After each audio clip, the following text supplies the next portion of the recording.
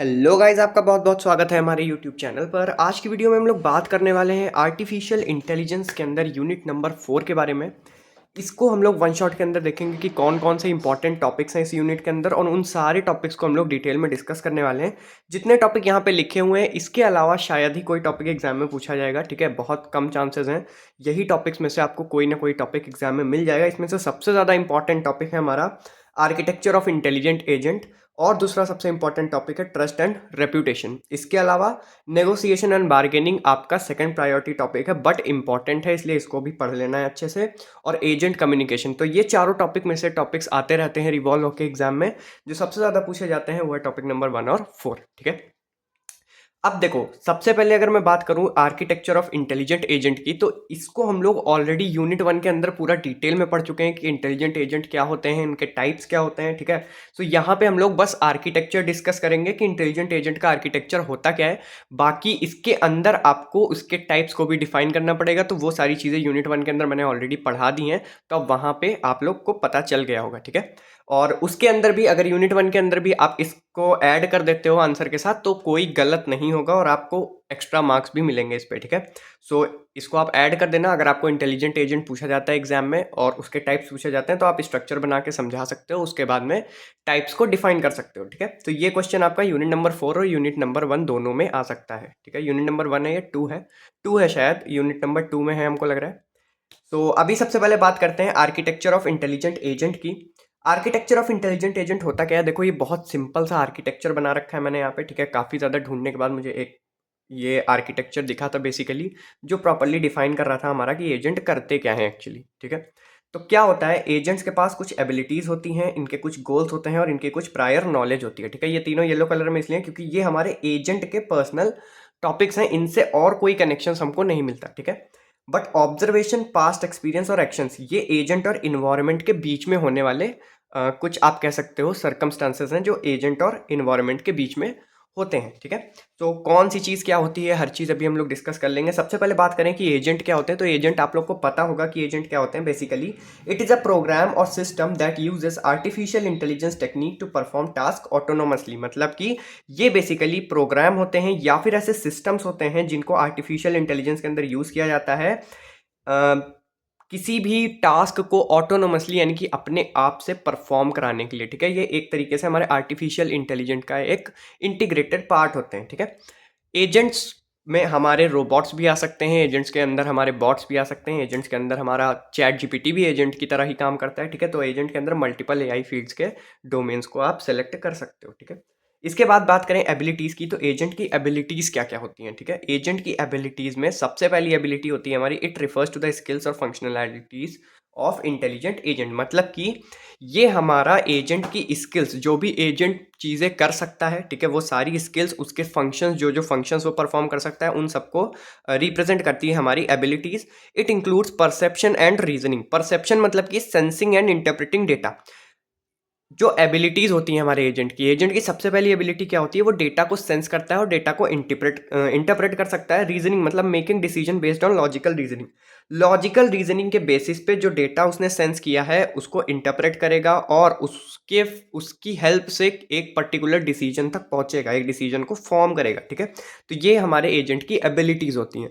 इसके बाद आता है हमारा गोल या फिर प्रेफरेंसेस। गोल्स क्या होते हैं? Goal define the aim to be accomplished by agent and preference guides it to take correct and required decision to reach goal. मतलब कि सिंपल सा फंडा है यहाँ पे। गोल क्या डिफाइन करता है कि फाइनल एम क्या है किसी एजेंट का, जिसको एजेंट को अकम्प्लिश करना है। ठीक है, फाइनल एम का मतलब सॉल्यूशन। ठीक है, गोल हमारा क्या डिफाइन करता है कि हमें किस सॉल्यूशन पे, यानी एजेंट को किस पर्टिकुलर सॉल्यूशन पे पहुंचना है, कहाँ पे एम करना है। ठीक है, और जो प्रेफरेंसेस होते हैं ये गाइड करते हैं एक एजेंट को बेसिकली कि किस तरीके से वो गोल तक पहुंचेगा। ठीक है, और गोल तक पहुंचने के लिए कौन कौन से डिसीजंस लेगा। ठीक है, इसके बाद आता है हमारा प्रायर नॉलेज।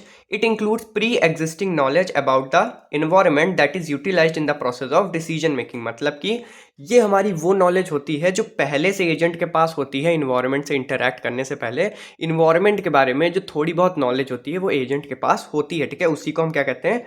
Prior knowledge. जिसका हम लोग यूटिलाइजेशन करते हैं किसी भी डिसीजन मेकिंग के टाइम पे, ठीक है। एक्शंस आते हैं इसके बाद, दीज आर ऑपरेशंस और decisions perform by agent to influence the environment. Basically actions क्या होते हैं, एजेंट के द्वारा जो भी चीज़ें करी जा रही हैं, ठीक है, जो भी वो आउटपुट प्रोड्यूस कर रहा है वो हमारे एक्शंस होंगे और वो इन्वायरमेंट पे डायरेक्टली एक्ट करते हैं और इन्वायरमेंट को डायरेक्टली अफेक्ट करते हैं, ठीक है। Observation, information received by the agent from environment. देखो ऑब्जर्वेशन इन्वायरमेंट से एजेंट तक जा रही है, ठीक है, मतलब ऑब्जर्वेशन क्या हो गई, ये वो सारी इंफॉर्मेशन हो गई जो इन्वायरमेंट से एजेंट क्या कर रहा है, ले रहा है, ठीक है। इसके बाद आता है हमारा past experiences, agents history of interacting and outcomes with environment. मतलब कि ये बेसिकली एजेंट की हिस्ट्री होती है, जो भी उसने पहले से इंटरैक्ट कर रखा है इन्वायरमेंट के साथ, वो सारी हिस्ट्री, वो सारा डेटा हमारे एजेंट के अंदर स्टोर हो जाता है पास्ट एक्सपीरियंसेस के फॉर्म में, ठीक है। इसके बाद आता है हमारा इन्वायरमेंट, जो कि लास्ट है हमारा। It refers to the external system और surrounding in which AI agent operate. ये बेसिकली एक्सटर्नल सिस्टम होता है, या फिर आप कह सकते हो ये सराउंडिंग होती है हमारे एजेंट की, जिसके अंदर या जिसके थ्रू हमारा एजेंट क्या करता है, ऑपरेशंस को परफॉर्म करता है, जहां से वो डेटा इनपुट लेता है और जहां वो डेटा आउटपुट प्रोवाइड करता है, ठीक है। तो यही हमारे एजेंट का आर्किटेक्चर है। आर्किटेक्चर के सारे पार्ट्स मैंने डिस्कस कर लिए हैं, आई होप आपको क्लियर हो गया होगा। इसके बाद एजेंट कम्युनिकेशन की बात करेंगे। एजेंट कम्युनिकेशन भी एक बहुत इंपॉर्टेंट टॉपिक है, एग्जाम में पूछा जा सकता है। In multi agent system, communication between agent refers to exchange of information between autonomous entities to achieve specific goals और टास्क। सिंपल सा इसको समझो यार, जैसे हम लोग के बीच में कम्युनिकेशन होता है, ठीक है, जैसे कि हम लोग मतलब वन टू वन कम्युनिकेशन कह लो, या वन टू मैनी कम्युनिकेशन कह लो, या मैनी टू वन कम्युनिकेशन कह लो, जिस भी फॉर्म में कम्युनिकेशन को देखोगे तो वहाँ क्या हो रहा है, वहाँ डेटा और इन्फॉर्मेशन का एक्सचेंज ही तो हो रहा है। मैं आपसे बात कर रहा हूँ तो मैं आपको कुछ इन्फॉर्मेशन प्रोवाइड कर रहा हूँ, आप किसी और से बात कर रहे हो तो आप उसको कुछ इन्फॉर्मेशन प्रोवाइड कर रहे हो, ठीक है। मतलब कि ओवरऑल अगर हम कम्युनिकेशन को देखें तो communication is a process of transferring information, ठीक है। इन्फॉर्मेशन का ट्रांसफर ही हमारा कम्युनिकेशन होता है। तो वही चीज़ एजेंट कम्युनिकेशन के अंदर आ जाती है, जहाँ पे मल्टीपल एजेंट, ठीक है, और ये मल्टी एजेंट सिस्टम्स के अंदर होता है, सिंगल एजेंट सिस्टम्स के अंदर नहीं होगा। मल्टी एजेंट सिस्टम के अंदर क्या होता है, मल्टीपल एजेंट्स किसी एक सिस्टम के अंदर वर्क कर रहे होते हैं या किसी एक सिस्टम के लिए वर्क कर रहे होते हैं। उस केस में वो जो मल्टीपल एजेंट्स होते हैं वो एक दूसरे से कम्युनिकेट करते हैं, एक दूसरे की इंफॉर्मेशंस को एक्सचेंज करने के लिए, ठीक है। क्लियर हो गया। एजेंट कम्युनिकेशन इन्वॉल्व फॉलोइंग की एस्पेक्ट्स। कुछ इसके की एस्पेक्ट्स हैं जो यहाँ पे लिखे हुए हैं। सबसे पहला है हमारा मैसेज पासिंग, ठीक है। जैसा कि आपको पता है कम्युनिकेशन का सिंपल सा मतलब है कि आप मैसेज को पास कर रहे हो। Agent communicate by sending message to each other. These messages contains information about the agents current state, intention, request और अदर रिलेवेंट डेटा। मतलब कि एक एजेंट दूसरे एजेंट से कम्युनिकेट करता है, एक दूसरे एजेंट को मैसेज पास करता है, और वो मैसेजेस में क्या हो सकता है, वो मैसेजेस में या तो इंफॉर्मेशन हो सकती है एजेंट की करंट स्टेट की, या तो जो भी इंटेंशन है हमारा एजेंट जो भी परफॉर्मेंस करने जा रहा है, जो भी कंप्यूटिंग करने जा रहा है, उसकी इंफॉर्मेशन हो सकती हैं, उसकी जो भी रिक्वेस्ट है कि उसको किसी रिसोर्स की ज़रूरत है वो वाली इन्फॉर्मेशन हो सकती है, या फिर और किसी रेलेवेंट डेटा की इन्फॉर्मेशन हो सकती है। इस तरीके के मैसेजेस को पास करते हैं एजेंट एक दूसरे के अंदर, एजेंट कम्युनिकेशन प्रोसेस के थ्रू, ठीक है। इसके बाद आता है हमारा coordination. Agent coordinate with each other to achieve shared objectives. मतलब कि जब एजेंट कम्युनिकेशन होगा तो एजेंट कम्युनिकेशन की हेल्प से जो हमारे मल्टीपल एजेंट्स होंगे वो किसी एक ऑब्जेक्टिव के लिए, ठीक है, किसी एक शेयर्ड ऑब्जेक्टिव के लिए जिसपे मल्टीपल एजेंट्स काम कर रहे हैं, उसके लिए वो एक साथ कोऑर्डिनेट होकर काम कर सकते हैं और एक सॉल्यूशन प्रोवाइड कर सकते हैं, ठीक है। तो एजेंट कम्युनिकेशन हमें कोऑर्डिनेशन में भी हेल्प करता है। इसके बाद communication helps agent in synchronization of activities and help them to work together efficiently. वही चीज़ मैंने बोली कि एजेंट्स क्या होते हैं, कम्युनिकेशन की हेल्प से एजेंट क्या होते हैं, वो सिंक्रोनाइजेशन कर पाते हैं, यानी कि मल्टीपल जो टास्क होते हैं उनको वो सेम टाइम पे रिसोर्सेज आपस में डिवाइड करके उनको परफॉर्म कर पाते हैं, एक्टिविटीज़ को परफॉर्म कर पाते हैं, और वो सारे एक साथ एफिशिएंटली वर्क कर पाते हैं, ठीक है। इसके बाद आता है हमारा information sharing. Agent share relevant information to enhance their individual और कलेक्टिव नॉलेज। मतलब कि एजेंट आपस में कम्युनिकेशन की हेल्प से इंफॉर्मेशन शेयर कर सकते हैं, जिस वजह से या तो वो कलेक्टिव नॉलेज को इंक्रीज कर पाएंगे या तो वो इंडिविजुअल नॉलेज को इंक्रीज कर पाएंगे। जैसे कि हम लोग जैसे कि मैं आपको इन्फॉर्मेशन दे रहा हूँ, ठीक है, मान लो इस वीडियो को 500 लोगों ने देखा, ठीक है, तो ये इन्फॉर्मेशन क्या हुई, कलेक्टिव नॉलेज आप तक पहुंची, ठीक है। आप किसी इंडिविजुअल को टीच कर रहे हो तो आपकी इंडिविजुअल इन्फॉर्मेशन शेयरिंग की वजह से एक इंडिविजुअल आप कह सकते हो आपने ब्रिज क्रॉस किया और इंडिविजुअली एक बंदे को समझाया, एक बंदी को समझाया कि हाँ ये इन्फॉर्मेशन है और इस इन्फॉर्मेशन पे हमें वर्क करना है। तो इस तरीके से हमारा एजेंट सिस्टम्स के अंदर भी होता है, या तो इंडिविजुअली अगर इंटरेक्शन हो रहा है तो वहाँ पे इंडिविजुअल नॉलेज ट्रांसफर होगा, अगर वहाँ पे कलेक्टिव इंटरेक्शन हो रहा है तो वहाँ पे कलेक्टिव नॉलेज इन्हेंसमेंट या ट्रांसफर होता है। ठीक है, यही हमारा इन्फॉर्मेशन शेयरिंग है। इसके बाद आता है adaptability. Agent can inform each other about alternations in environment leading to adjustment by their strategies और बिहेवियर्स। मतलब कि एजेंट कम्युनिकेशन की हेल्प से एक दूसरे को इन्फॉर्म कर सकते हैं कि हाँ इन्वायरमेंट में कुछ ऐसे चेंजेस आ रहे हैं, कुछ ऐसे अल्ट्रेशंस आ रहे हैं जिनकी वजह से अपनी कुछ स्ट्रेटजीज को चेंज करना पड़ सकता है, अपने बिहेवियर में कुछ चेंजेस करने पड़ सकते हैं। और इस कम्युनिकेशन की हेल्प से होता यह है कि ज़्यादा अडेप्टेबल हो जाते हैं हमारे एजेंट, और कम्युनिकेशन की हेल्प से वो इस चीज़ को जल्दी जल्दी परफॉर्म कर पाते हैं, उनको ये इन्फॉर्मेशन प्रोवाइड हो पाती है कि हाँ अब हमें स्ट्रेटजीज या बिहेवियर्स को एडजस्ट करने की ज़रूरत पड़ सकती है। ठीक है, सो ये सारा केस इन्वायरमेंट के अकॉर्डिंग होता है। इसके बाद आता है हमारा चैलेंजेस, जो कि हमारा लास्ट पॉइंट होगा की एस्पेक्ट्स के अंदर। Agent communication help in reducing challenges by addressing conflicting objectives and ensures efficient and secure message transmission। मतलब कि अब अगर मान लो कि एजेंट कम्युनिकेशन एग्जिस्ट नहीं करता, ठीक है, अगर कम्युनिकेशन एग्जिस्ट नहीं करता तो उस केस में क्या होता, जो भी कन्फ्लिक्ट्स अराइज हो रहे होते हैं सिस्टम के अंदर, ठीक है, जो भी कन्फ्लिक्ट्स अराइज हो रहे होते हैं, मान लो किसी एजेंट को रिसोर्स की जरूरत है, दूसरे एजेंट के पास वो रिसोर्स है, एम्प्टी पड़ी है, उसका वो यूज नहीं कर रहा है, बट स्टिल अगर दोनों में कम्युनिकेशन नहीं है, ठीक है, अगर दोनों एजेंट्स में कम्युनिकेशन नहीं है तो ये उससे रिसोर्स कैसे मांगेगा, ठीक है, और वो रिसोर्स इसको प्रोवाइड कैसे करेगा। तो जब हमारा एजेंट कम्युनिकेशन आता है तो वो इस चैलेंज को भी हटा देता है, ठीक है, और एड्रेस करता है जो भी कन्फ्लिक्टिंग ऑब्जेक्ट्स होते हैं, और इनको एड्रेस करने से होता ही है कि एक एफिशिएंट फ्लो ऑफ इंफॉर्मेशन, एक एफिशिएंट और सिक्योर मैसेज ट्रांसमिशन पॉसिबल हो पाता है हमारा एजेंट कम्युनिकेशन के अंदर। ठीक है, तो ये बेसिक डायग्राम है हमारा। मल्टीपल एजेंट्स एक दूसरे से कनेक्टेड होते हैं, इसलिए मैंने डबल एरो का यूज़ किया है, ठीक है, कि ये सिंगल टाइम कनेक्टेड नहीं है, एक दूसरे से कनेक्टेड है। ठीक है, इसको ऐसे कनेक्ट करा सकते हो आप डायग्राम अपने अकॉर्डिंग बना सकते हो, ये डायग्राम मैंने अपने अकॉर्डिंग बनाया है। ठीक है, सो एजेंट कम्युनिकेशन में इतना ही। इसके आगे हम लोग देखते हैं नेगोशिएशन एंड बार्गेनिंग। देखो ये भी इंपॉर्टेंट टॉपिक है और ये थोड़ा सा आपको कंफ्यूज कर सकता है, क्योंकि नेगोशिएशन और बार्गेनिंग जितना हम लोगों ने पढ़ रखा है उसके अकॉर्डिंग तो लगभग लगभग एक ही चीज़ होती है, ठीक है, बट दोनों सेम चीज़ एग्जैक्टली नहीं है। हाँ बहुत ज़्यादा मिलती हैं, सिमिलर हैं, बट सेम नहीं है। समझो क्या होता है negotiation. It is the process by which AI agent communicate, exchange information and make concessions to reach a mutual agreement to resolve conflicts. Basically negotiation होता क्या है, जब एआई एजेंट्स आपस में कम्युनिकेट करते हैं, इंफॉर्मेशन एक्सचेंज करते हैं, उस केस में वो कुछ म्यूचुअल एग्रीमेंट्स पे काम करते हैं। म्यूचुअल एग्रीमेंट्स का सिंपल सा यहाँ पे मतलब है कि इस तरीके से वो रिसोर्सेज को आपस में डिस्ट्रीब्यूट कराएं, इस तरीके से वो रिसोर्सेज पे वर्क करें कि ना एजेंट 1 का नुकसान हो और ना एजेंट 2 का नुकसान हो, और इसी तरीके से वो कन्फ्लिक्ट्स को भी रिजॉल्व कर पाते हैं। ठीक है, इसके कुछ की कंपोनेंट्स हैं। सबसे पहला हमारा कम्युनिकेशन, फिर कॉम्प्रोमाइज और फिर डिसीजन मेकिंग। कम्युनिकेशन के अंदर क्या है, agent exchange messages to convey their inventions और इंटेंशंस और प्रपोजल्स। वही चीज़ है जो अभी हम लोगों ने कम्युनिकेशन के अंदर डिस्कस की, एक दूसरे से मैसेजेस को ट्रांसफर करना, इन्फॉर्मेशन को ट्रांसफर करना, या किसी तरह के इंटेंशंस और प्रपोजल्स को ट्रांसफर करना, इसी को कम्युनिकेशन कहा जाता है। इसके बाद कंप्रोमाइज आता है हमारा। कॉम्प्रोमाइज का मतलब है negotiation allows agent to adjust their position to find a satisfactory outcome.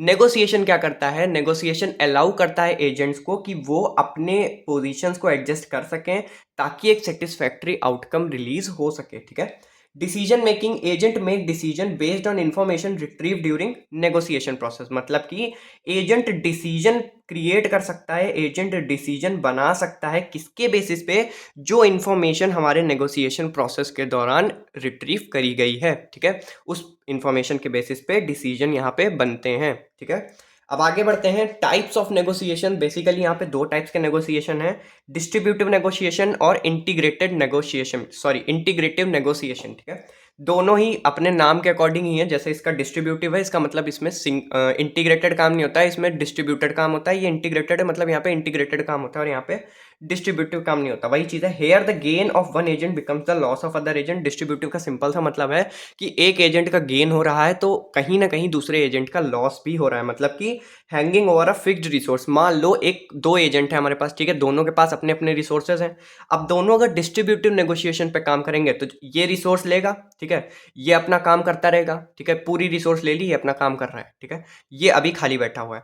फिर जब इसका काम खत्म हो गया, इसने रिसोर्स दी, इसने अपना काम किया, तो इस केस में क्या हुआ, जिस समय ये हमारा काम कर रहा है उस समय ये क्या है, ये हमारा पॉज पे है, ये हमारा रुका हुआ है, इसका मतलब इसका लॉस हो रहा है। और जिस समय ये हमारा काम कर रहा है उस समय ये वाला एजेंट क्या कर रहा है, ये बैठा हुआ है, यानी इसका लॉस हो रहा है। तो मतलब एक का अगर गेन होगा तो एक का लॉस होगा, तो ये हमारा डिस्ट्रीब्यूटिव नेगोशिएशन के अंदर आता है, ठीक है। इसके बाद हमारा आता है इंटीग्रेटिव नेगोशिएशन। अब ये इससे डिफरेंट कैसे, ठीक है, ये ऐसे डिफरेंट है, focus on finding mutually beneficial solution creating gain for all agents involve. मतलब कि मान लो हमारे पास बहुत सारे एजेंट हैं, ठीक है, सबको कुछ पर्टिकुलर रिसोर्सेज चाहिए, तो उस केस में क्या होता है, इसमें एक ऐसा रास्ता, एक ऐसा पाथ ढूंढना पड़ता है, ठीक है, जिस पाथ के थ्रू ये क्या पॉसिबिलिटी हो सके, जिस पाथ के थ्रू ये पॉसिबल हो सके कि हर एजेंट को उतनी रिसोर्सेज प्रोवाइड हो जाएं जिसमें उन सबका टाइम वेस्ट ना हो, वो सब में से कोई भी ना रुके और सब अपने अपने प्रोसेसेस करते रहें, सो दैट एक म्यूचुअल अंडरस्टैंडिंग स्टैब्लिश हो जाए हमारे एजेंट्स के बीच में, ठीक है। तो ये हमारा इंटीग्रेटिव नेगोशिएशन के अंदर आता है। यहाँ पे हमारा जो भी नेगोशिएशन होता है वो सबके लिए बेनिफिट सोच के होता है। यहाँ पे जो हमारा नेगोशिएशन होता है वो किसी एक के एक टाइम पे किसी एक का बेनिफिट ही डिक्लेयर करता है, ठीक है। तो आपको समझ में आ गया होगा कि डिस्ट्रीब्यूटिव नेगोशिएशन और इंटीग्रेटेड नेगोशिएशन क्या होता है। इसके बाद बात करेंगे बार्गेनिंग की। बार्गेनिंग क्या होता है, it refers to the act of making compromises during the negotiation process to agreement on specific terms. अब देखो, नेगोशिएशन क्या प्रोसेस था, ठीक है, नेगोशिएशन प्रोसेस था कि हाँ भाई 10 रुपए कम करते हैं, ठीक है, मान लो 15 रुपए का कोई प्रोडक्ट है तो उस पर 10 रुपए कम कर देते हैं, 10 रुपए कम नहीं करते एक्चुअली, 10 रुपए का वो प्रोडक्ट कर लेते हैं तो 5 रुपए में 5 रुपए मुझको सस्ता पड़ेगा। ये हो गया नेगोशिएशन, ठीक है। बार्गेनिंग क्या हो गई, बार्गेनिंग इसी प्रोसेस का तरीका है, ठीक है, इसी को करने का एक प्रोसेस है जहां पे कुछ स्पेसिफिक टर्म्स डिफाइन होते हैं। मतलब कि जैसे अभी यही जो 15 रुपए की चीज़ 10 रुपए की हुई है, यहाँ पे सेलर अगर एक टर्म और कंडीशन लगा दे कि चलो ठीक है 15 की चीज़ 10 में देंगे, बट कंडीशन क्या होगी, आपको दो चीज़ें लेनी पड़ेंगी, ठीक है। तो ये आ गया हमारा बार्गेनिंग का तरीका, ठीक है। नेगोशिएशन एक फिक्स्ड रेशियो में होता है, ठीक है, एक फिक्स्ड प्रोडक्ट पे, अगर हम लोग रियल लाइफ के एग्जांपल से कंसीडर करें। बट बार्गेनिंग क्या होती है, एक तरीके से उस नेगोशिएशन को कराने का प्रोसेस होता है कुछ स्पेसिफिक क्राइटेरियाज पे बेस्ड, ठीक है, एआई सिस्टम के अंदर। It refers to the act of making compromises during the negotiation process to agreement on the specific terms. वही चीज़ यहाँ पे लिखी हुई है। इसके की कंपोनेंट्स होते हैं हमारे कंसेशंस और टर्म्स ऑफ एग्रीमेंट, ठीक है। टर्म्स ऑफ एग्रीमेंट तो आप सबको पता होता क्या होता है। कंसेशन क्या होता है, agent adjust their position making trades off to reach middle ground. मतलब कि एजेंट अपनी अपनी पोजीशन को एडजस्ट करते हैं, इस अकॉर्डिंग वो एडजस्ट करते हैं कि जो भी ट्रेड ऑफ्स हैं वो मिडल ग्राउंड पे आ जाए। अब ट्रेड ऑफ्स का मिडल ग्राउंड में आने का सिंपल सा मतलब ये है यहाँ पे कि ना तो इसका नुकसान हो और ना तो इसका नुकसान हो, ठीक है, दोनों का बराबर या तो फायदा हो रहा है या तो दोनों का बराबर नुकसान हो रहा है, ठीक है। तो ये चीज़ हमारा कंसेशन डिसाइड है, इसी चीज़ को हम कॉम्प्रोमाइज भी कहते हैं, ठीक है। वही चीज़ यहाँ पे लिखी हुई है। टर्म्स ऑफ एग्रीमेंट क्या होता है, it determines the specific criterias of agreement such as price और कंडीशन। मतलब कि ये क्या करते हैं, टर्म्स ऑफ एग्रीमेंट, ये एक पर्टिकुलर टर्म्स होते हैं, ये पर्टिकुलर क्राइटेरियाज होते हैं किसी भी एग्रीमेंट के अंदर, चाहे वो प्राइसेस के बेसिस पे हो चाहे वो कंडीशंस के बेसिस पे हो, ठीक है। इसमें हमारे पास दो टाइप्स होते हैं, कंपिटेटिव बार्गेनिंग और कोऑपरेटिव बार्गेनिंग, ठीक है। कंपिटेटिव बार्गेनिंग में क्या होता है, each agent seeks to maximize its gain leading to a better negotiation.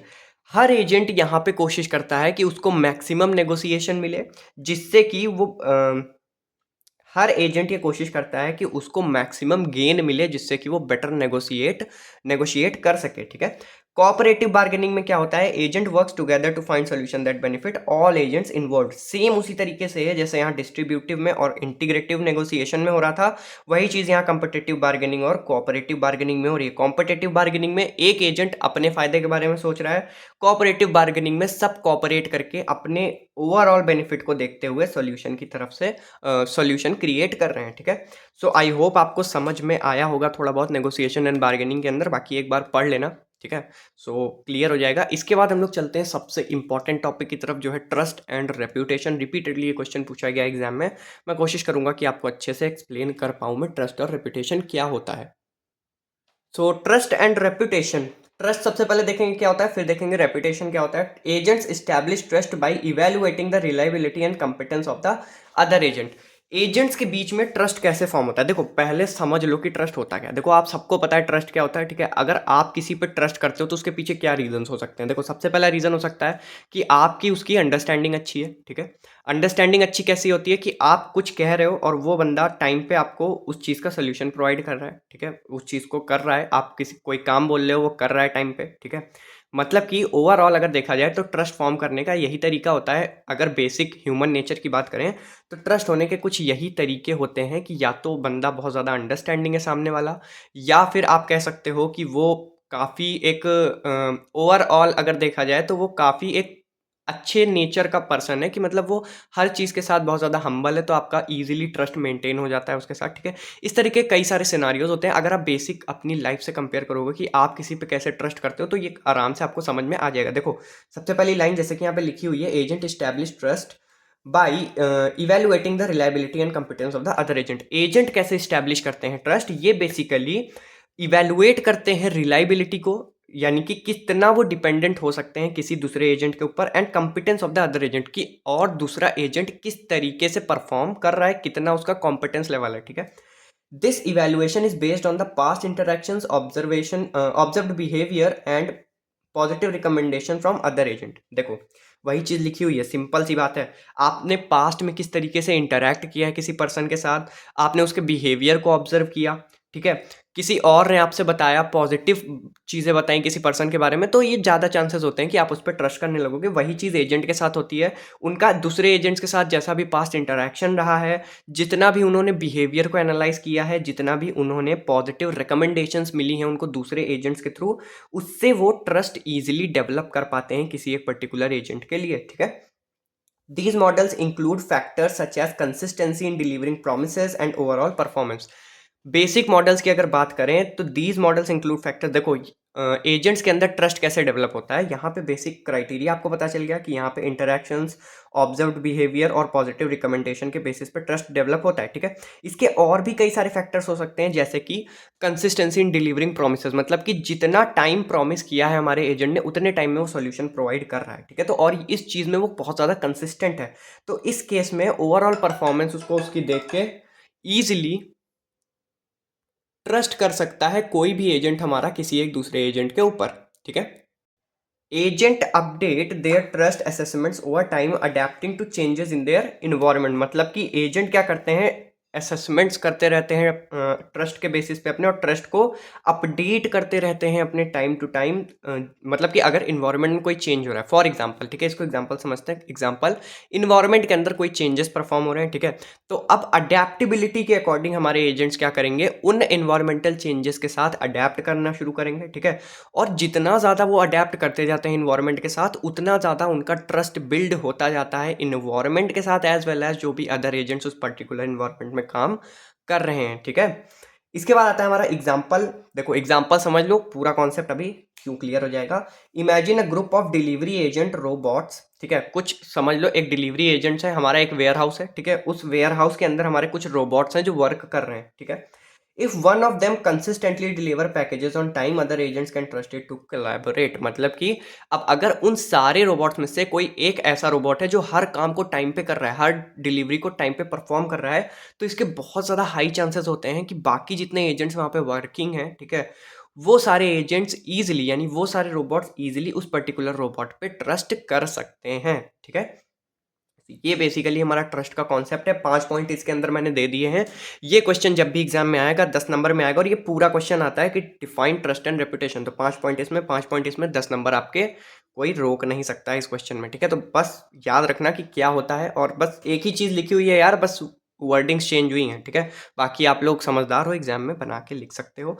Reputation क्या होती है, it refers to the overall opinion of an agent behaviour by all other agent within the system. मतलब कि ये reputation का simple सा मतलब ये है कि कोई एक एजेंट है हमारा, ठीक है, उस एक एजेंट की बाकी जितने भी एजेंट्स उस पर्टिकुलर सिस्टम के अंदर वर्क कर रहे हैं, उनके ओपिनियन में उस एजेंट का क्या परफॉर्मेंस है, क्या क्राइटेरिया है, क्या उसका पर्सपेक्टिव है, ठीक है, उसके अकॉर्डिंग उसकी रेपुटेशन डिसाइड होती है। मतलब कि ओवरऑल ओपिनियन पे, सबके ओपिनियन को मिला के देखा जाता है कि क्या एक पर्टिकुलर जो भी रोबोट या फिर जो भी एजेंट की ओपिनियन ली जा रही है, जिस एजेंट के लिए ओपिनियन ली जा रही है, क्या वो ओपिनियन पॉजिटिव आ रही है या फिर नेगेटिव आ रही है। अगर वो पॉजिटिव आ रही है तो इसका मतलब उस एजेंट पे इजीली ट्रस्ट किया जा सकता है, अगर नेगेटिव आ रही है तो मतलब उस पर इजीली ट्रस्ट नहीं किया जा सकता। ठीक है, it is the collective assessment by other agents based on their direct interactions, information obtained from third parties. देखो, सिंपल सा मतलब है, जितनी भी कलेक्टिव असेसमेंट होती है, मतलब कि बहुत सारे एजेंट्स से हम लोग कलेक्टिव डेटा लेते हैं। ठीक है,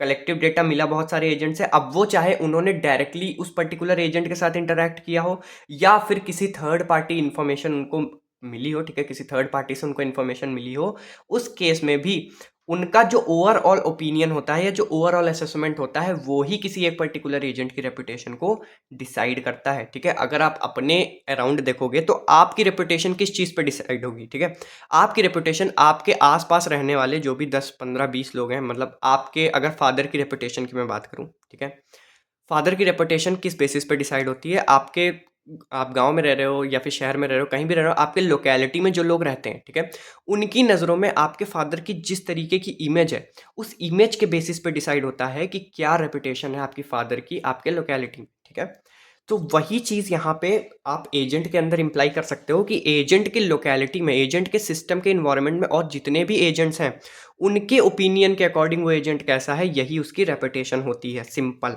ठीक है, it involves the feedback from multiple sources to create a comprehensive view of an agent reliability and trustworthiness. वही चीज़ है, ये क्या होता है, इसमें क्या होता है रेपुटेशन के अंदर, ये बेसिकली इन्वॉल्व करता है किसको, कि ओवरऑल जो फीडबैक मिल रहा है बाकी सारे एजेंट से, ठीक है, वो एक कॉम्प्रहेंसिव व्यू की तरह वर्क करेगा। मतलब वो एक व्यू की तरह, वो एक इमेज को शो करेगा, ठीक है, उस पर्टिकुलर एजेंट की इमेज को शो करेगा, जो कि दिखाएगा कि क्या वो एजेंट रिलायबल है, क्या उस पर ट्रस्ट किया जा सकता है। ठीक है, यही हमारा रेपुटेशन के अंदर है। इसके बाद आता है agent with positive reputation are more likely to attract cooperation. जिन एजेंट्स की पॉजिटिव रेपुटेशन होती है वो ज़्यादा फेवरेबल होते हैं हमारे कॉपरेशन के लिए। मतलब बाकी एजेंट, सीधी सी बात है, किसी की रेपुटेशन बहुत अच्छी है किसी एक एजेंट की, तो उसके साथ सभी कॉपरेट करना चाहते हैं।